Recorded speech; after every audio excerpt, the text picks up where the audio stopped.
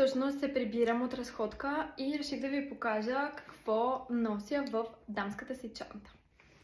Имаме портмоне, очила, които нося в ето такова меко кълъвче, защото се побира много по-лесно в чантата ми и ги нося много по-лесно. Имам два молива за устни. Тези двата са ми много любими. За този молив съм говорила адски много пъти тук. Това е моливът на Nail Beauty в цвят 01. Топ! Ако не сте го пробвали, какво чакате?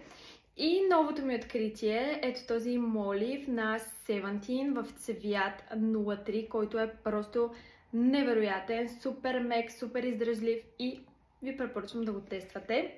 Продължаваме към едно огледалце. Най-любимият ми в момента балсам за устни на марката Aroment. Препоръчвам ви го с всичките си ръце. Лента за коса. Кремче за ръце. Този е от Sephora и аз лично много го харесвам. Това е втората ми опаковка. Заслужава си. Продължаваме към още един балсам за устни. Този е на Dior и е с менящ се цвета, когато си го сложите на устните. И е 10 от 10. Отново ви го препоръчвам с всичките си ръце. Имаме слушалки. Обезболяващо. И едно малко гребенче.